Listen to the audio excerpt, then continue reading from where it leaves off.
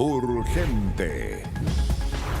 Estamos de regreso y vamos a analizar lo que está pasando en el Medio Oriente, situación que genera preocupación. A esta hora hemos visto el recrudecimiento tras los ataques del día de ayer desde Israel hacia Irán, la respuesta iraní que ha provocado varias decenas de heridos en el Estado de Israel. Lo vamos a analizar junto a Paloma Ávila, periodista del equipo internacional, conductora también de Mega Noticias, y está con nosotros también Guido Larsson, analista internacional de la UDD. Ambos nos van a ayudar a comprender un poco mejor lo que está ocurriendo. Paloma, ¿cómo estás? Buenas noches. Guido, buenas noches. Buenas noches. Hola Juanma, hola Guido. Sí, la verdad es que preocupación mundial de todas maneras, ¿no? Porque es un ataque sin precedentes, lo habíamos visto el año pasado en 2 ocasiones, en abril, después en octubre, pero esta vez se da en 3 oleadas, las 3 supermasivas y con poca distancia de tiempo entre una y la otra, lo que hizo para algunos analistas, no para todos, que esta supercúpula de hierro que sabemos que es el sistema de defensa antiaéreo de Israel se viera un poco sobrepasada para algunos. De hecho, se habla ya de 40 heridos, 2 personas en estado crítico y hay información de último momento que estaría todavía por confirmar, uno de esos heridos críticos podría haber fallecido. Ya, por lo tanto hay que estar monitoreando lo que está ocurriendo desde el punto de vista de la población civil en Israel, que está sufriendo, digamos, los embates de la respuesta iraní, porque el ataque de Israel, Guido, fundamentalmente apuntaba a la fabricación de arsenal nuclear y destruir algunos misiles balísticos, pero también apuntar a ciertas figuras importantes dentro del régimen iraní. Claro, esa es una de las cuestiones que a mi modo de ver modifica cualitativamente la experiencia de lo que hemos observado en las últimas horas respecto a lo que ocurrió el año pasado. En parte porque el año pasado fue ataque contra infraestructura e intereses puramente materiales, mientras que acá hay también un elemento de interés político que dice 2 cosas. Primero, Israel tenía la intención de decapitar a la plana mayor de la Guardia Revolucionaria, cuestión que aparentemente logró, pero otro también manifiesta el grado de penetración que tiene la Mossad, la inteligencia israelí, sin la cual no se explica cómo pueden haber tenido tal grado de información precisa para realizar un ataque exitoso. Para quienes nos están viendo, expliquemos la importancia de la Guardia Revolucionaria y por qué para Israel se convierte entonces en un objeto de ataque. La Guardia Revolucionaria es la fuerza militar de élite dentro de Irán, tiene completa conexión además con el jefe supremo iraní, el ayatollah Ali Khamenei. Es también quienes están detrás de las decisiones estratégicas que toma Irán, como por ejemplo la manera en que enfrentan defensivamente y militarmente adversarios como los israelíes. Hay que decir un elemento adicional además a eso, es que no es solamente un elemento militar, también hubo intentos de terminar con la vida de científicos y químicos que estaban detrás del programa nuclear iraní. Y yo creo que ahí también hubo un éxito desde la perspectiva de la operación militar. Hablemos de eso, Paloma, también, porque aquí hay un objetivo de Israel de infligir particular daño respecto de esa capacidad militar nuclear que tiene en estos momentos Irán y que por lo tanto se convierte en una gran amenaza para Israel. Claro, ese es el argumento principal de Israel, ¿cierto?, para atacar Irán, o al menos eso es lo que dicen, que se dan cuenta que en manos de Irán había harto uranio que por lo demás tenía 60% de pureza, lo que es potencialmente bueno para formar armas atómicas. Claro, el enriquecimiento de uranio es lo que permite la fabricación de armas nucleares y también de energía nuclear. Exacto. Irán muchas veces había dicho que en realidad enriquecía uranio precisamente para generar electricidad, pero hace mucho rato que se descubrió que era para fabricar en realidad armas nucleares. Exacto. ¿Y qué dice Israel? Bueno, si es que están haciendo esto es solamente por una razón. Hay solamente un enemigo hacia dónde estaría dirigida esa bomba atómica y es Israel, y por eso le llaman a este ataque preventivo, ¿no? Que por eso supuestamente llegan hasta ese lugar. Lo interesante, Guido, de todas maneras, es mencionar el momento en que lo hacen. Es un momento que había una mesa de negociación entre Estados Unidos, Irán, para llegar a un acuerdo en cuanto a materia nuclear, y además Israel está avanzando bastante con sus otros enemigos. Hablamos de lo que pasa con Hamas en Gaza y con Hezbollah en el Líbano. Claro, déjame preguntarte ahí, entonces, Guido, ¿cuál es el poderío nuclear que realmente tiene Irán? Primero. Y segundo, este nivel de daño que puede llegar a producirle Israel, ¿es simbólico o en realidad es práctico? Bueno, desde el punto de vista de su poder nuclear, no hay evidencia precisa ni imparcial respecto de que posea un arma atómica, ni la trayectoria que eventualmente podría llevarle a un arma atómica. Se llama preventivo porque efectivamente quieren cortar el programa nuclear si es que existe, algo que entre paréntesis Israel ya ha hecho en otras oportunidades. Lo hizo en los 50 y los 60 con Egipto, lo hizo también en Irak. Y por lo tanto, esta idea de Israel de que un arma nuclear en alguna medida pone en simetría, en posición de igualdad finalmente a su propia hegemonía regional es algo que simplemente no pueden aceptar, y esa es una de las razones por las cuales atacan. Ya, pero el poderío iraní, ¿es un poderío que uno eventualmente cree que se pueda utilizar con Israel, o más bien tiene características disuasivas? Es decir, no se metan conmigo porque tengo armas nucleares, que es básicamente lo que uno interpreta hoy por hoy el armamento nuclear, ¿no? Sí, mi impresión es exactamente esa. Es decir, hoy día la posesión de un armamento nuclear tiene un factor disuasivo. Todo el mundo sabe que la utilización de un arma nuclear trae como respuesta un ataque incluso aún peor. Y yo creo que eso es paradójico, porque una de las razones que se ha dado para intentar negociar con Irán es precisamente tener control sobre su programa nuclear. Pero este ataque, la pregunta es obvia, ¿no? ¿Incentivará este ataque el intento masivo de Irán de proseguir su programa nuclear? Mi respuesta es sí. Ya, ahora, tú, Paloma, decías que en medio de esto estábamos en una mesa de negociaciones, claro, o al menos Estados Unidos estaba intentando avanzar en conversaciones con Irán para tratar de entender un poco mejor cuál es su programa nuclear y si de alguna manera se puede controlar o no lo que está haciendo este país en esa materia. Claro, Estados Unidos dice haber estado informado de este ataque, pero que no habría participado. Pero después le preguntan a Donald Trump y dice, bueno, yo le di oportunidad tras oportunidad a Irán para avanzar con respecto a este acuerdo. Ellos no lo hicieron y bueno, pasó esto. O sea, ahí el discurso igual está bastante extraño, si lo queremos decir de alguna forma. Y lo otro, bastante importante, durante el año pasado los dos ataques que se registraron fueron bajo el mando de Joe Biden. Esta vez es bajo el mando de Donald Trump, que sabemos es una persona bastante impredecible, ¿no? ¿Podría, crees tú, eso afectar a las decisiones futuras que se tomen?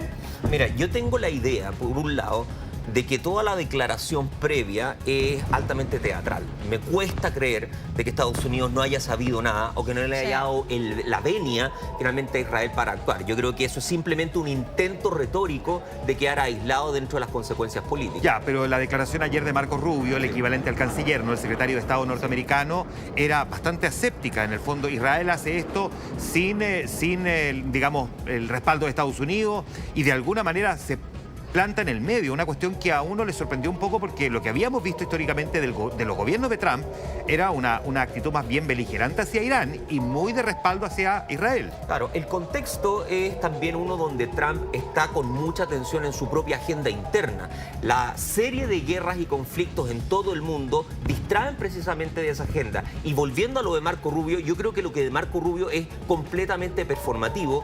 Cuesta creer que realmente esa declaración coincida con lo que ocurrió tras bambalinas en la realidad. Ahora, el presidente Trump, Paloma, ¿tiene un plan realmente para buscar tener el control o al menos poder conversar realmente con Irán?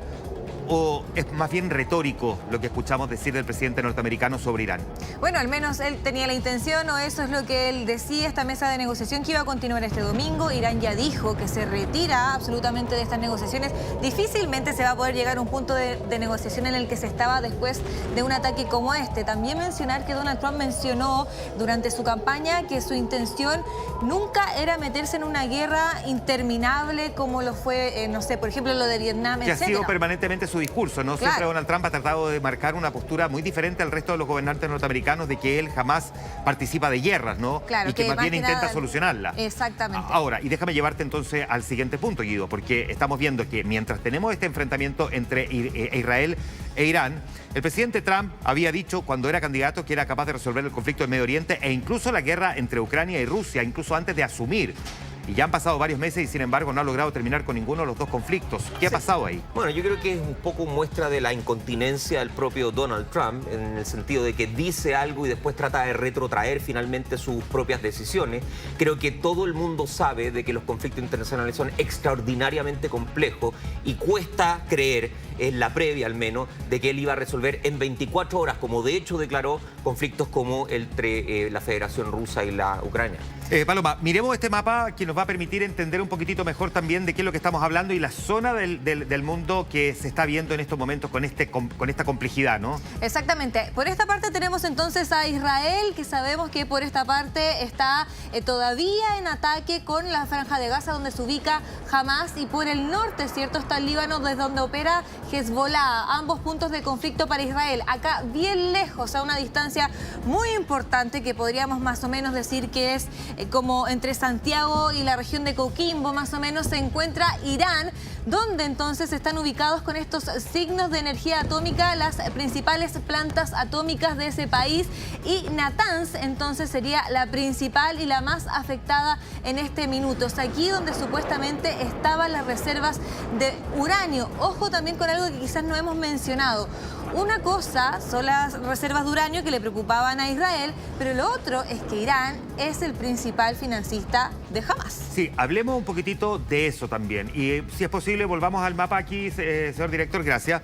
Porque mientras Israel tiene este conflicto en el sur, ¿no?, con Hamas en la zona de Gaza, y que ha sido lo que predominantemente hemos visto en estos 2 últimos años. Al mismo tiempo, sin embargo, en el norte de Israel hemos visto cómo Hezbollah le ha perpetrado también sistemáticamente ataques. Y hay una sistemática acusación por parte de Israel de que Hezbollah, que está en el Líbano, recibe apoyo de Irán. Irán creó el llamado eje de la resistencia, cuando se dio cuenta de que eventualmente podía quedar solo su enfrentamiento o esta competencia con Arabia Saudita, los chiitas versus los sunitas. Líbano, Siria, Irak, también está Yemen, crean este eje de la resistencia. ¿Cuánto poderío realmente tiene Irán? Porque no es solamente Irán, estamos viendo Irán, Irak, Siria, Líbano, Yemen. Bueno, por lo tanto, le complica la historia a Israel. Una de las cosas que se decía era que Irán tenía penetración hasta el Mediterráneo precisamente porque, y me lo permite Paloma, porque tenemos a Siria, al Líbano y Hamas como parte del tentáculo iraní, por así decir. Claro. Además, en el sur se encontraba Yemen. Exacto. Sin embargo, tanto Hamas como Hezbollah se encuentran completamente degradados. El régimen de Bashar al-Assad ha colapsado, y desde el punto de vista de Israel, la pregunta era, bueno, si esta extensión de Irán se encuentra a tal nivel de debilidad, el momento y la oportunidad pareciera ser que es ahora, y esa es una de las razones por las cuales finalmente ataca. Está debilitado, sabemos, Siria, porque lleva una guerra civil interminable. Sabemos que también los ataques de la respuesta de Israel hacia el Líbano y Hezbollah también los han debilitado. Bueno, ya hemos visto lo que ha ocurrido en Gaza, con imágenes que son simplemente dramáticas, y la condena internacional también al accionar de Benjamín Netanyahu. Pero ¿qué pasa con Irak? Irak está en una situación muy complicada. Primero, porque es país fronterizo. Segundo, porque tiene inestabilidad de gobierno. Tercero, porque desde la salida norteamericana y el reemplazo de un nuevo gobierno no ha logrado tener realmente un plan de desarrollo y de crecimiento nacional. Y porque, ojo, Irak también tiene una presencia, un segmento de la población claramente chiita. No hay que olvidar que detrás de todo esto también hay cierto tipo de identidades de carácter religiosa, donde Irán es el país con mayor población chiita del mundo, pero detrás de eso también le sigue Irak. Y ahí hay vínculos y lealtades que tienen y que incrementan la complejidad de este escenario estratégico. Por otra parte, también viendo este escenario, ¿no?, en el Medio Oriente, y también considerando los principales aliados de cada uno. Sabemos que por el lado de Irán está Rusia, que incluso Vladimir Putin se presenta como un posible mediador en este conflicto, China, etcétera. Y por la otra parte, Israel, donde su principal aliado es Estados Unidos. ¿Crees tú que esto podría escalar en algún momento quizás a involucrar a otros países o incluso quizás un conflicto nuclear? Bueno, esa es la fantasía de Netanyahu, a mi modo de ver, es tratar de arrastrar a los Estados Unidos a una guerra abierta con Irán. Y eso es realmente muy problemático, porque si nos entramos en ese escenario, solamente hay que traer a la memoria lo que ocurrió en Irak y lo que ocurrió en Afganistán, que son países muy distintos de Irán. Irán tiene casi 90 millones de personas, tiene un vastísimo territorio, es un territorio además muy complicado y tiene vasta experiencia de carácter militar. Por lo tanto, imaginar un escenario así sería realmente catastrófico para la seguridad, no solamente de la región, sino que del planeta como un todo. Vamos a seguir hablando de esto, vamos a seguir tratando de comprender lo que está ocurriendo en una zona que nosotros vemos lejana, pero que tiene alcances internacionales y que por supuesto repercuten también, al punto de que hoy día incluso el mismo ministro de Hacienda hizo referencia a este tema. Lo vamos a seguir analizando en un momento. Urgente. Haciendo foco en estos momentos en lo que está ocurriendo en el Medio Oriente, en esta edición de Mega Noticias Ahora PM en día viernes, conversando con nuestra periodista Paloma Ávila y también con el analista internacional de la UDD, Guido Larsson. Déjame partir preguntándote, Guido, para que luego actualicemos la última información que tenemos, Paloma. ¿Hasta dónde puede llegar a escalar un conflicto de esta naturaleza? Es decir, Israel, que es una potencia militar en sí misma, atacando a Irán, Irán respondiendo a Israel de una manera bien contundente. ¿Hasta dónde podría escalar? Bueno, es la pregunta que todos los analistas tenemos en mente. Obviamente la probabilidad de una guerra abierta yo la considero bastante menor. pero el hecho de que sea menor no quiere decir que hay que tomarla seriamente, debido fundamentalmente a sus efectos. Ya lo dijimos en el bloque anterior, estamos hablando de un país enorme y de la experiencia en Medio Oriente permite inferir de que sería una guerra catastrófica. Más aún considerando de que Irán controla el estrecho de Hormuz.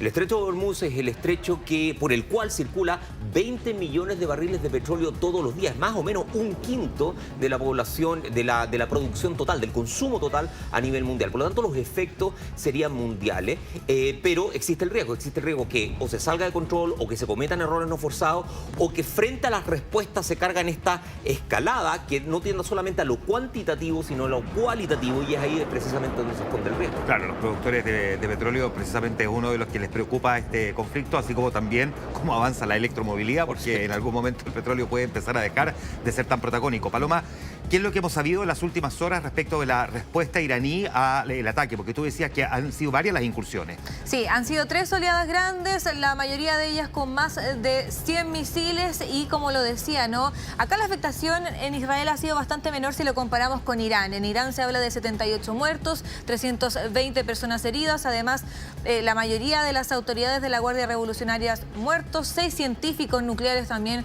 que fallecieron lamentablemente, civiles, mujeres, niños. Por el otro lado tenemos 40 personas heridas, 2 civiles que estarían en estado más crítico y uno de ellos que según Al Jazeera, que es uno de los medios árabes que acaba de confirmar, habría fallecido. Hay que seguir corroborándolo con otros medios también. Por lo mismo quería aprovechar de preguntarte, Guido, ¿cuánto tiempo más puede resistir Irán considerando que anteriormente ya se destruyó gran parte de su sistema de defensa antiaérea durante los ataques anteriores y se habla de que Israel va a seguir con esto hasta cuando se pueda?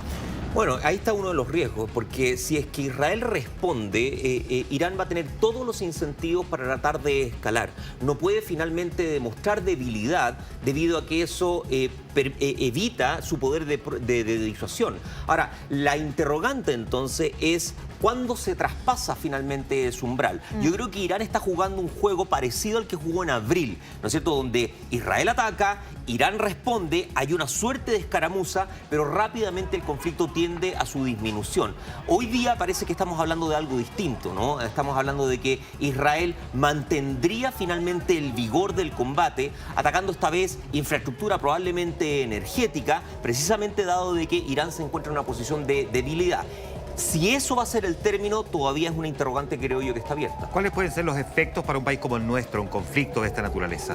Bueno, ya lo estamos viendo. Hoy día el precio del crudo, despertamos con un alza en el precio del crudo. También una disminución en el precio del cobre, debido a que los envíos de cobre tienden a disminuir porque hay una correlación inversa finalmente en torno a eso. Incertidumbre y volatilidad también a nivel mundial. Y en último término, creo yo que esto suma a la serie de elementos de imprevisibilidad que hemos estado observando desde comienzo de año. Esto no es solamente Irán, no es solamente Gaza, es también Ucrania y es también la guerra comercial. Creo yo que hay una matriz donde hay distintos puntos de contacto que finalmente inciden negativamente en la economía nacional. Que pueden tener ese impacto desde el punto de vista económico. Es también una guerra religiosa. Estamos hablando de una zona del mundo que concentra buena parte de las religiones, ¿no? Ahí está el judaísmo, está el cristianismo y está la religión musulmana. Y tú mencionabas hace algún momento también esta realidad en esta disputa entre sunitas y chiitas, ¿no? Que desde la muerte de su profeta Mahoma en el año 632 entraron en este conflicto, ¿no?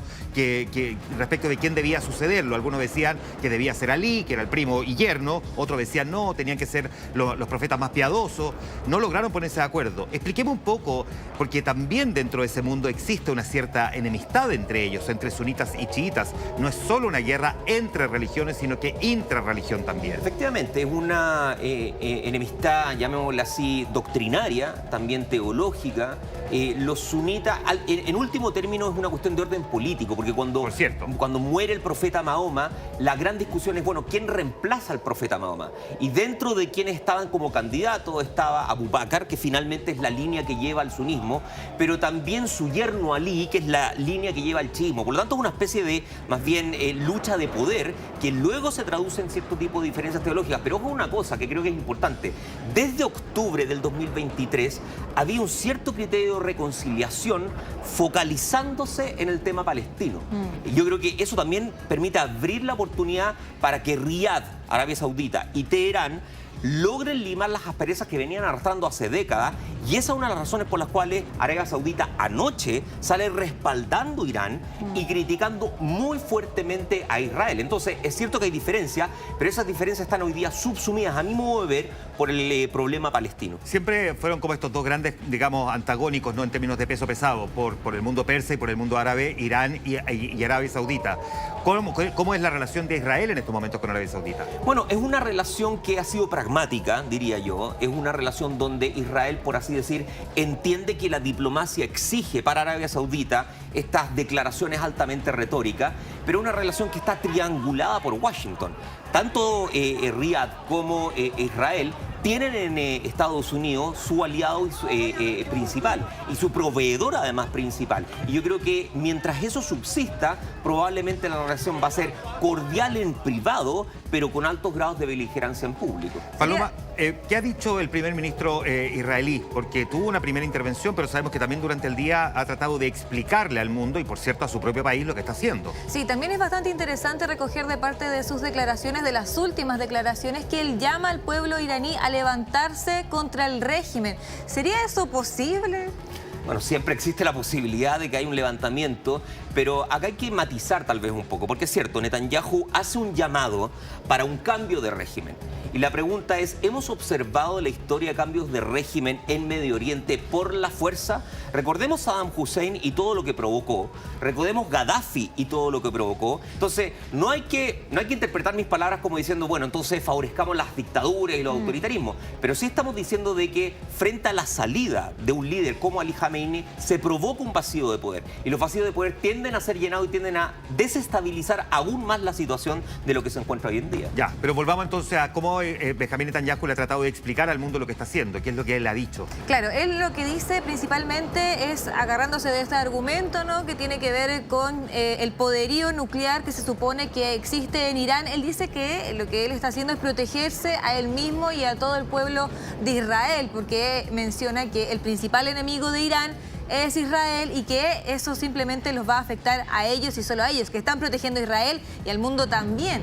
Ahora, ayúdame a entender, Paloma, ¿cómo ha enfrentado Netanyahu también el cuestionamiento de la comunidad internacional respecto de lo que está haciendo en Gaza? Porque no solamente la posición chilena, que es una más de montones, Sudáfrica lo llevó incluso hasta la Corte Penal Internacional. ¿Cómo él ha abordado desde el punto de vista político y qué pasa dentro de Israel también con la imagen de Netanyahu? Sí, la verdad es que se ha ido desprestigiando bastante, ¿no? Durante varias semanas, yo diría que desde el comienzo de este conflicto con Hamas han habido protestas todos los sábados reiterativamente en contra del gobierno de Benjamín Netanyahu. Sabemos que por supuesto es una parte, ¿no? Siempre existe otra que lo va a respaldar, pero que piden que se recuperen a los rehenes, por supuesto, pero también por la gestión que él ha tenido con respecto a la guerra, porque muchas veces se suele agrupar a los israelíes solamente en un tipo de pensamiento, en un tipo de grupo de personas que apoya lo que está haciendo Benjamín Netanyahu, pero la verdad no es esa. Sabemos que hay cuestionamientos súper duros con el actuar que ha tenido en Gaza, lo mismo que decías tú, ¿no?, con lo que está pasando con la comunidad